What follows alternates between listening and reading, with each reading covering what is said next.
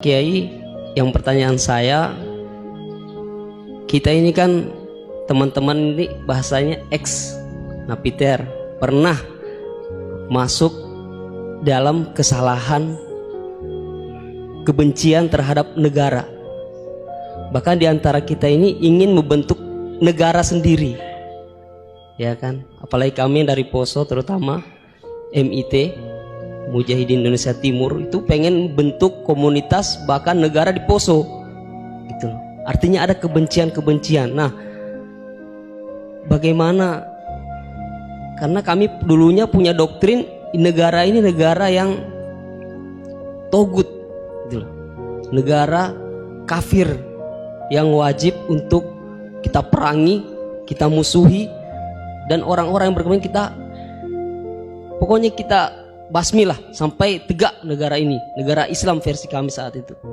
Nah, mungkin ada pesan atau ujangan nasihat untuk kami ini untuk semakin kuat, ataupun ada kisah-kisah ataupun ayat-ayat yang menjelaskan bagaimana kita itu harus sungguh-sungguh mencintai negara kita yang kita cintai ini.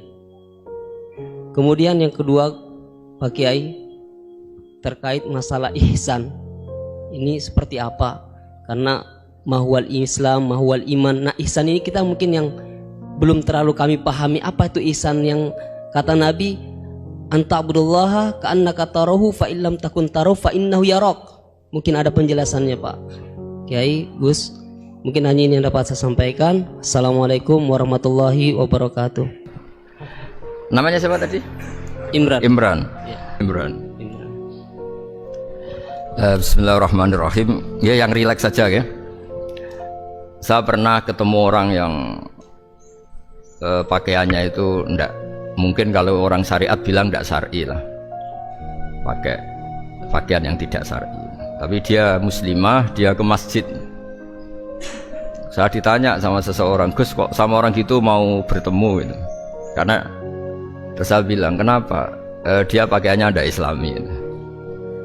Oke, dia tidak pakaian Islam itu nyata, tapi dia ke masjid itu Islam, ya tetap sholat itu Islam. Ketika dia ingin sholat dan tetap sholatnya pakai takbir, pakai rukuk, pakai sujud itu Islami. Wong setelah di masjid ya pakai mukena, pakai. Kalau sama-sama nyata, Anda kan boleh ngingat sama-sama yang fakta. Gitu. Dia punya kesalahan dalam berpakaian, dia punya kebenaran dalam sujud, dalam rukuk, dalam ibadah. Dan itu tradisi Quran. Quran ya cerita famay ya'mal mithqala dzarratin khairan yarah wa may ya'mal mithqala dzarratin syarran yarah. Apa susahnya sih ingat dua-dua sisi itu? Sama bernegara atau bertetangga, kita bayangkan jangan bernegara dulu, terlalu luas, bertetangga saja ukuran. Karena nanti sama, bernegara sama bertetangga itu hadisnya sama. Kita di kampung itu ya ada masjid, dan orang-orang yang nggak sholat juga nyumbang masjid. Bahkan ada yang nyumbang masjid banyak terus tidak sholat karena keramik saya sudah sholat katanya. Saya pernah ketemu orang model gitu itu ya ada. Jadi, tapi ada juga yang sholat terus tapi nggak pernah nyumbang masjid. Ya orang banyak. Intinya itu Allah itu punya tradisi, punya sunnatullah. Kebaikan ya dihitung, kejelekan juga dihitung.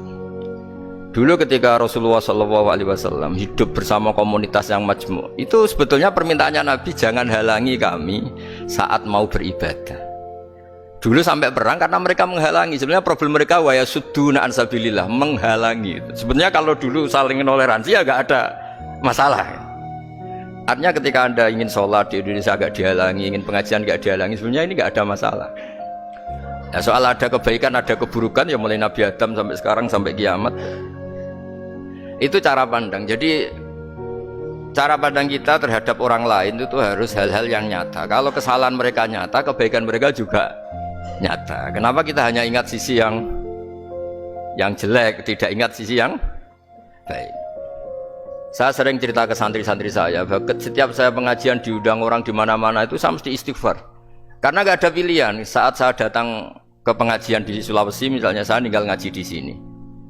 Saat saya ngaji di sini, ninggal undangan yang di sana. Hidup itu tidak banyak pilihan, meninggalkan kebaikan, melakukan kebaikan. Artinya gini, dalam kebaikan saja ada kebaikan yang ditinggalkan.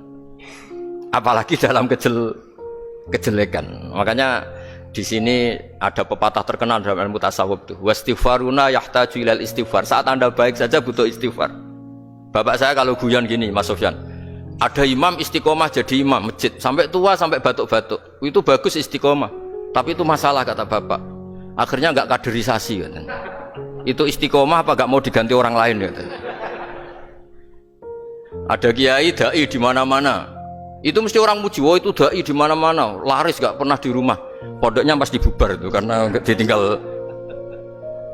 Jadi kebaikan seperti ada orang sering sowan kiai. Wah itu malah lebih masalah lagi kan. Kadang kiainya pas istirahat, yang disalamkan template uang jatah susu anaknya. Hari itu waya tagihan malah lari sowan kiai. Jadi harusnya di rumah ada berdoain tagihan listrik entah apa. Jadi makanya di hikam itu terkenal kata-kata manusia itu siapa? Manusia itu mangkanat mahasinuhu masawiyah fakih falatakunu masawihi masawiyah. Manusia itu orang ketika baik saja salah, apalagi pas salah. Coba saya misalnya pidato begini, di atas panggung saya orang alim pidato nasihati orang. Di saat yang sama seperti yang tanya Mas Wildan tadi, ada agak sopannya. Di situ ada mungkin orang yang lebih sepuh dibanding saya. Masa lebih muda kok di atas, yang di bawah lebih tua. Ada tidak sopannya? Mau nggak pidato disuruh, mau di atas disuruh, nggak sopan sama yang. Tapi misalnya yang paling sepuh pidato nggak pernah ngaji kok pidato terus gimana? Artinya ketika kita baik saja ada salahnya, apalagi pas salah. Sebab itu ajaran Rasulullah itu suruh berdoa Rabbana dzolamna anfusana. Sebelum minta itu merasa ya Allah kita ini mendolimi diri kita sendiri. Karena dalam pilihan-pilihan itu pasti ada salahnya. Coba misalnya Anda bangun masjid habis 2 miliar. Yang harusnya 1 miliar sudah jadi. Terus nanti suatu saat ketemu Allah ditanya. Itu ada orang miskin, fakir miskin, yatim. Andai kan kamu sumbang 1 miliar itu sejahtera semua. Gara-gara kamu bangun masjid terlalu mewah. Ya tapi kadang-kadang orang kebaikannya itu orientasinya bangun masjid, gak tertarik nyumbang fakir. Saat itu cara berpikir gitu mau apa? Tapi kalau dia kumuluhur manusia terbaik karena bangun masjid 2 miliar, coba diaudit secara kepentingan syar'i. Penting mana dengan ngasih makan fakir miskin? Penting mana dengan menikahkan janda misalnya? Penting mana dengan pendidikan? Apa artinya masjid mewah orang nggak tahu halal haram, nggak tahu najis, nggak tahu cara sesuci, nggak tahu cara adzan yang benar. Terus penting mana untuk beli kitab sama dipakai masjid? Apa artinya beli kitab apa tapi nggak makan? Penting mana makan sama beli kitab? Ada auditnya. Makanya manusia itu ketika baik pun disuruh istighfar, apalagi ketika salah. Nah dengan perasaan seperti itu kebencian pada orang lain luluh karena potensi baik pada orang lain ternyata tinggi dan potensi salah ke kita juga tinggi. Nah dilatih gitu. Jadi di Ihya itu ada kitab tawaduk. Kitab tawaduk itu dilatih ketemu orang tua. Gua aksaru ibadatan, dia mesti ibadahnya lebih banyak karena lebih tua timbang saya, pasti sholatnya lebih lama timbang saya. Ketika Anda sudah tua melihat anak-anak, gua aqallu minni maksiatan, mesti maksiatnya tidak banyak karena masih kecil. Terus ketika melihat orang fasik maksiat, la'allahu yatubu alaih fa innallaha tawwabur rahim, mungkin Allah memberi tobat, bisa saja. Umar itu ingin bunuh Nabi, tapi Allah memberi tobat. Yang sowan kiai saja tidak mesti dapat tobat. Umar ingin bunuh Nabi, tapi Allah memberi tobat. Akhirnya ya tobat jadi Islam yang baik. Dalam sejarah Wali Songo, Kalijogo sowan Sunan Bonang itu ingin garong, tapi malah jadi muridnya jadi wali. Kalau Allah sudah menghendaki tidak ada ya. Perang Uhud orang Islam kalah itu karena panglimanya siapa? Khalid bin Walid. Tapi dia malah yang dapat hidayah. Nah sama orang yang sekarang Anda benci bisa saja Allah merencanakan ada apa? Hidayah di situ. Dan kita yang merasa benar jangan saja ada rencana Allah bikin kita su'ul khotimah. Na'udzubillah min dzalik, kan tidak pernah tahu. Nah dari tidak pernah tahu itu orang diusahakan tawaduk. Wa ma adri ma yuf'alu bi wala bikum, kita tidak pernah tahu. Makanya meskipun saya ini kiai terus kata orang banyak itu ketok, kalau istighfar jangan nangis betul ya. Cuma kan nggak perlu di depan umum, nanti dia ke penampilan kan ribet kan nanti. Sudah nangis nggak ikhlas, nggak mutu. Ya gitu ya.